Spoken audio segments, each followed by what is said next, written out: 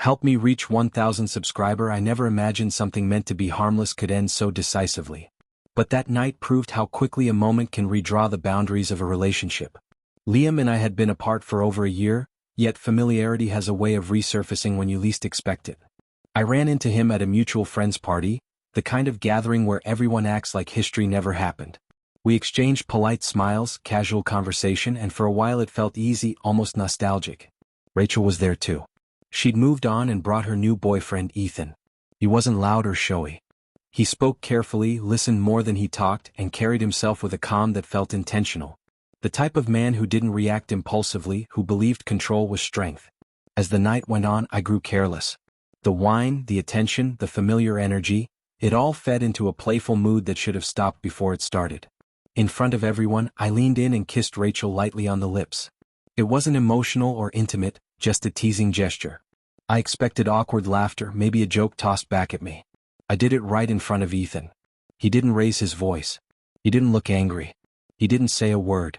His face barely changed, though I noticed his jaw tighten for a brief second.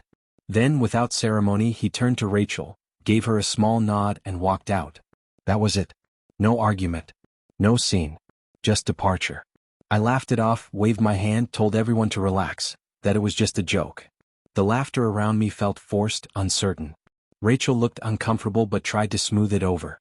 Still, something in the room had shifted. A line had been crossed, and it was already too late to step back. I assumed Ethan would return. He didn't. An hour passed. Then another. The party continued, but a quiet unease settled in my chest.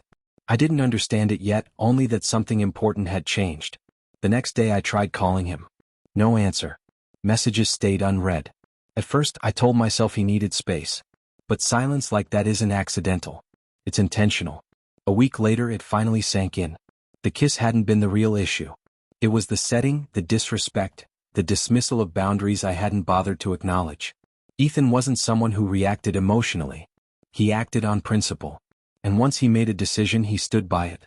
Friends asked what happened. I brushed it off, joked about him being busy or overly sensitive. But deep down I knew better.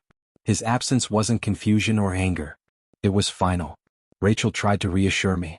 She said he'd cool off, that it wasn't a big deal, that he'd come back. But she misunderstood him.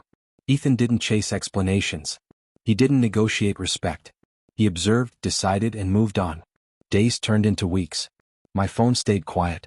His silence became impossible to ignore. Every notification raised my hopes, only to disappoint me again. Eventually, I heard through others that he was focusing on his work, rebuilding his life, creating distance without bitterness. That's when I understood the weight of what I'd done. Not through confrontation, but through consequence.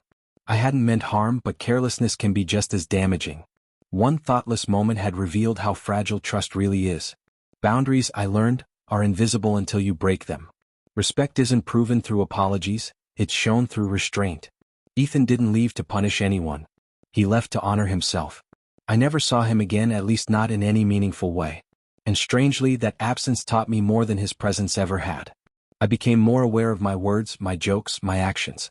I paused before crossing lines I once didn't even notice. Months later, I spotted him from across the street.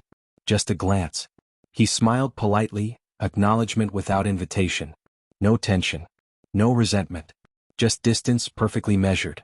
That moment told me everything. Some people teach lessons by staying. Others teach them by walking away.